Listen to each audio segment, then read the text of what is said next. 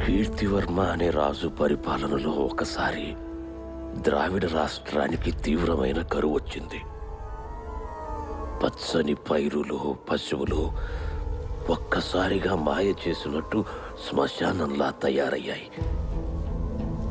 ఆకలి తెలియని రాష్ట్రకూట ప్రజలు ఆర్తనాదాలతో చనిపోసాగారు. ఊహించని ఈ పరిస్థితికి ఏం చేయాలో పాలుపోని సమయంలో రాజు తాను ఒక్కడే రాజ్యమంతా తిరుగుతున్నప్పుడు ఊరి చివర ఉన్న సుబ్రహ్మణ్య స్వామి విగ్రహం కనపడింది. ఆ విగ్రహం వద్దకు వెళ్ళి, స్వామి, ఈ కరువు దారిద్ర్యం నుండి మా రాజ్యాన్ని రక్షిస్తే నీకు నా తాహతుకు తగ్గ రీతిలో గుడి కట్టిస్తానని మొక్కుకున్నాడు. తరువాత దినం నుండి ఏదో మంత్రం వేసినట్టు చినుకులు రాలి వానగా మారి అలా అలా రాజ్యం మొత్తం పచ్చని తోరణంగా కళకళలాడింది. యథావిధిగా నిశ్చింతగా జనజీవనం కొనసాగింది. మొక్కుబడి ప్రకారం గుడి కట్టిస్తానని చెప్పిన రాజు ఆ రోజుల్లో యావత్ భారతదేశంలో పేరున్న ప్రముఖ శిల్పి విశ్వకర్మని ఆహ్వానించి ఆయన చేత గుడి కట్టించడం మొదలుపెట్టాడు.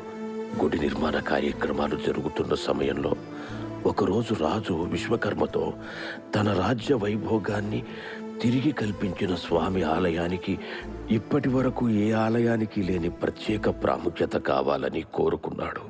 అందుకు తన వంశ పారంపర్య సంపదైన మరకతమణి ఏమైనా ఉపయోగపడుతుందా అని ఆ మణిని విశ్వకర్మకు అందించాడు.